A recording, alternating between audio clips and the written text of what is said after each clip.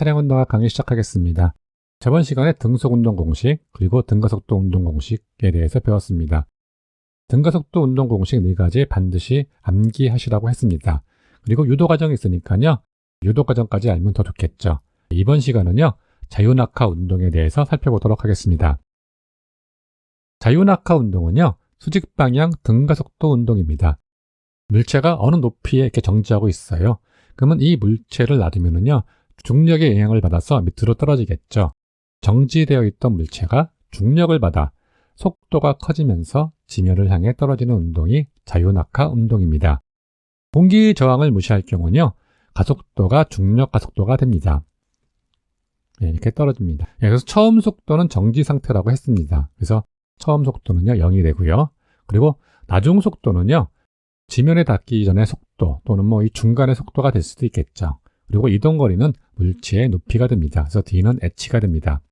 그리고 가속도는요 자유낙하 시 가속도는 중력 가속도가 됩니다. 그래서 A는 g 그리고 일반적으로 주어지지 않으면요 그냥 9.8m/s의 자승을 적용하면 됩니다. 물체가 떨어지기 시작한 후 몇 초 후에 속도를 구하는 방법입니다. 나중 속도가 되겠죠. 즉 물체를 이렇게 떨어뜨렸습니다. 그러면 1초 후에, 2초 후에, 3초 후에 속도가 어떻게 되는지 알아보는 공식이죠. V는 GT를 사용하고 있습니다. V는 속도고요. 그리고 G는 중력 가속도, T는 몇 초겠죠. 자유낙하 운동은요. 등가속도 운동이라고 했습니다. 그러면 공식 유도를요. 등가속도 운동 공식 가지고 유도가 됩니다. 이 경우에는요. 등가속도 1공식을 활용했습니다. 1공식 V는 VI 플러스 AT죠. 자유낙하 운동 자체가 처음 속도가 0이에요. 그래서 0을 적용시키면은요. V는 AT만 남습니다. 자유낙하 시 가속도는 중력 가속도죠. 그리고 V를 그냥 속도로 표시하면은요. V는 GT라는 공식이 성립이 되고 있습니다. 두 번째는요. 물체가 땅에 떨어질 때 속도입니다. 즉, 이 물체가 떨어져 가지고요. 이 땅에 딱 떨어지는 이 순간의 속도를 이야기하는 것입니다. 마찬가지로 나중 속도가 되겠죠. V는 루트 EGH입니다. E 곱하기 중력가속도 곱하기 이 높이가 되겠죠. 공식 유도는요. 등가속도 3공식 가지고 유도가 됩니다. 3공식 잘 알고 계시죠? V의 자승 마이너스 VI의 자승은 EAD입니다. 마찬가지로 VI가 0이죠. 그리고 A는 G고요. D는 H를 적용시키면 되겠죠. 그래서 나온 값이요. V의 자승은요. EGH입니다. 이 자승을 없애려면 반대편에 루트 씌워주면 되죠. 그래서 V는 루트 EGH가 됩니다. 세 번째는요. 물체가 땅에 떨어질 때까지의 높이입니다. 땅에 떨어질 때까지 이제 높이를 구하는 문제입니다. 이거는요. H는 2분의 1 GT의 자승입니다. 많이 본 모습이죠. 공식 유도는요. 등가속도 이 공식을 활용하면 됩니다.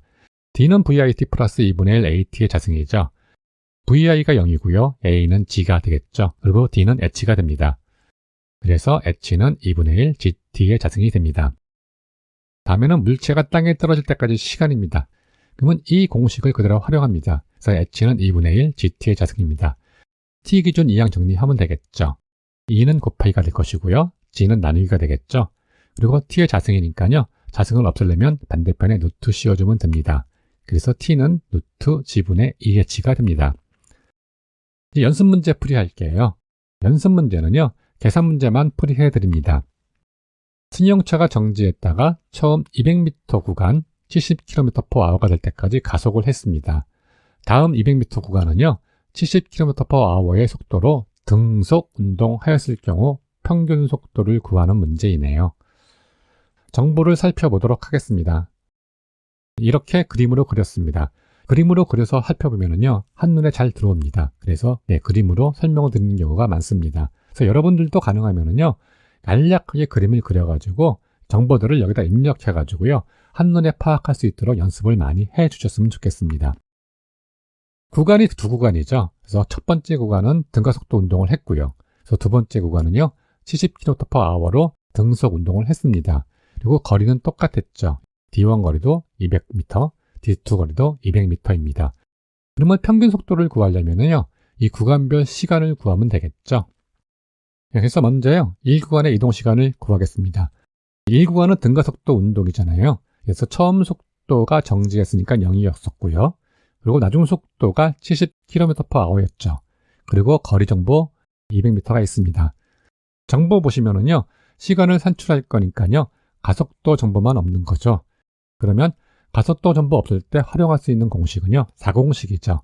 D는 T 곱하기 2분의 VI 플러스 VE입니다. 여기서 구하려고 하는 게 T이니까 T 기준 이항 정리해주면 되겠죠. 그러면 E는 분모였으니까요, 곱하기가 되고요. VI 플러스 VE는요, 분자였으니까요, 다시 분모가 되겠죠. 그래서 T1은요, VI 플러스 VE 분의 ED가 됩니다. 이항 정리 다 끝났어요. D가 200이고요. VI가 0, VE가 70km/h였습니다. km/h는요, m/s으로 바꿔줘야 되죠. 그래서 70 나누기 3.6 해주면 됩니다. 그래서요, 0 플러스 70 나누기 3.6 분의 2 곱하기 200이 됩니다. 이거 계산하시면요, 20.57세컨이 됩니다. 두 번째 구간 이동 시간입니다. 두 번째 구간은요, 등속 운동이에요. 이때 속도가 70km/h였습니다. 등속이니까요, 시간은 속도분의 거리가 되겠죠. 이 속도가 70km/h니까요, 나누기 3.6 해주면 되고요. D2는요, 200m입니다. 그래서 70 나누기 3.6 분의 200이 됩니다. 계산하시면요, 10.29 초가 나옵니다. 그렇게 해서 시간까지 산출이 되었습니다. 그럼 평균 속도는요, 두 구간의 이동 시간분의 두 구간의 이동 거리죠. 그래서 T1 플러스 T2분의 D1 플러스 D2가 됩니다. T1이 20.57이고요. T2가 10.29, 그리고 D1, D2 모두 200m입니다. 그래서요, 20.57 플러스 10.29분의 200 더하기 200이 되겠죠. 계산하시면은요, 12.94m/s이 나옵니다. 근데 답들을 보면 km/h잖아요. 그러면 곱하기 3.6 해주면 되죠. 그래서 곱하기 3.6 해주니까 46.66km/h가 나왔습니다. 약 47km/h죠. 그래서 답이 3번이 되겠습니다. 문제 2번입니다. 동쪽에서 서쪽으로 80km/h로 이동하는 1차량 운전자가요, 서쪽에서 동쪽으로 60km/h로 이동하는 2차량을 보았을 때 1차량 운전자가 느끼는 2차량의 속도입니다. 즉 상대 속도를 구하는 거네요. 어떤 문제를 풀 때요, 정보부터 정리해 주는 게 좋습니다. 그 이유는요, 2차 시험 볼 때요, 정보를 정리한 다음에 나는 이 정보 가지고 이 문제를 풀겠다는 것을 채점자한테 보여주기 때문에 그렇습니다. 1차에서는 이렇게까지 할 필요는 없는데요, 2차 시험을 위해서 여러분들은 1차 시험 문제 풀 때도요, 이렇게 정보 먼저 정리해 주시는 것을 추천드립니다. 정보입니다. 1차량의 속도는요, V1으로 봤고요, 80km/h였습니다. 그리고 2차량의 속도는요, V2로 봤고요, 마이너스 60km/h입니다. 서로 진행 방향이 반대였죠? 이렇게 반대였습니다. 그러면 1차량을 플러스로 봤을 때 2차량은 마이너스로 산정해야 되겠죠? 그래서 2차량의 속도를 마이너스로 했습니다. 그러면 1차량이 보는 상대 속도입니다. 상대 속도 공식 알고 계시죠? 상대방의 속도 마이너스 자기 속도죠. 그래서 2차량의 속도 마이너스 1차량의 속도가 됩니다. 2차량의 속도가 마이너스 60이고요. 1차량의 속도는 80이었습니다. 그래서 V는 마이너스 60, 또 마이너스가 되겠죠? 그리고 80입니다. 그래서 마이너스 140km/h가 나옵니다.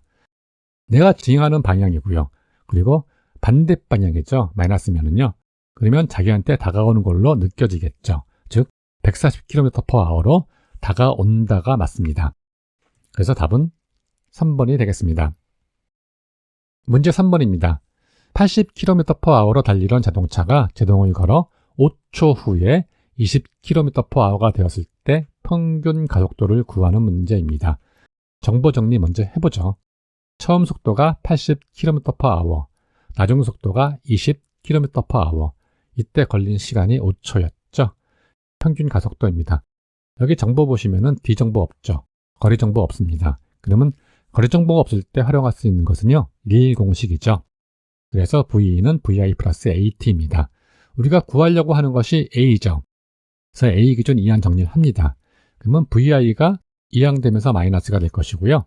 T는 이항되면서 곱하기였으니까 나누기가 됩니다. 즉 분모가 됩니다. 그래서 A는 T분의 VE 마이너스 VI가 됩니다.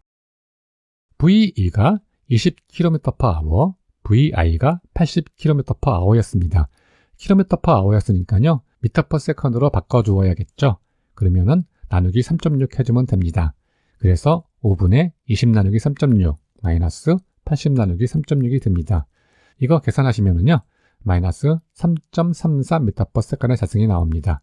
답은 1번이 되겠네요. 다음은 문제 4번입니다. 50m 높이에 있던 물체가 떨어지기 시작했어요. 1초 후 또 3초 후까지 이동한 거리를 구하는 것입니다. 높이를 구하는 거죠. 이때 주어진 중력 가속도는요. 10m/s의 자승이 주어졌습니다. 이거 신경 쓰셔야 되겠죠? 먼저 그림 먼저 살펴보도록 하겠습니다. 처음 속도는 0이겠죠. 그리고 1초 후에 떨어진 거리가 있을 거고요. 그리고 3초 후에 떨어진 거리가 있습니다. 그러면 1초에서 3초까지 떨어진 거리를 구하는 게 이번 문제입니다. 이번 문제 풀기 위해서는요. 속도를 활용한 방법이 있고요. 그리고 높이를 활용한 방법 두 가지가 있습니다. 먼저 속도를 활용한 방법 먼저 살펴보도록 하겠습니다. 1초 후의 속도가 얼마인지 살펴보도록 하죠. 속도를 구하는 공식, V는 GT죠. V1은 GT가 됩니다. G가 10m/s의 자승이었었고요.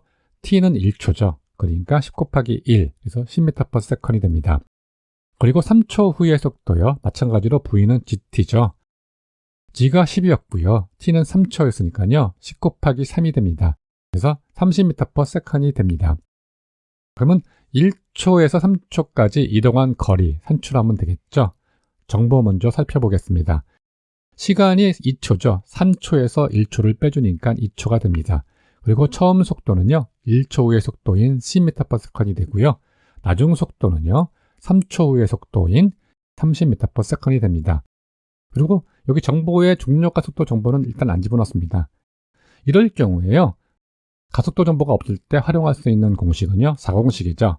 D는 T 곱하기 2분의 VI 플러스 VE입니다. T가 2초고요. VI가 10m/s였고요. 그리고 나중 속도인 VE가 30m/s였습니다. 그래서 2 곱하기 2분의 10 플러스 30이 됩니다. 계산하시면은요 40m가 나옵니다. 40m란 답이 나왔죠. 그러면 높이를 활용한 방법 한번 살펴보도록 하겠습니다. 먼저 1초 후에 떨어진 높이를 산출해보면 되죠. 높이 산출하는 공식 h는 2분의 1 gt의 자승이죠. g가 10이었고요. t가 1초였죠. 그래서 2분의 1 곱하기 10 곱하기 1의 자승이 됩니다. 이거 계산하시면은요 5m가 됩니다. 그럼 이 처음 속도에서요 1초까지 5m가 내려온 겁니다. 그러면 3초 후 떨어진 높이입니다. 마찬가지식 똑같죠.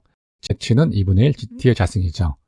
g가 10이었고요. t가 3이었죠. 그래서요 2분의 1 곱하기 10 곱하기 3의 자승이 됩니다. 계산하시면은요 45m가 됩니다. 이 처음에서 3초까지 45m가 됩니다. 그러면 1초에서 3초간 떨어진 높이를 구하면은요 여기 45m에서 5m를 빼주면 되겠죠. 그래서 h는 h3-h1이 됩니다. 그래서 45-5는 40m가 됩니다. 그래서 답은 40m가 되겠습니다. 여러분들 수고 많으셨습니다. 다음 시간에 찾아뵙는 걸로 하겠습니다.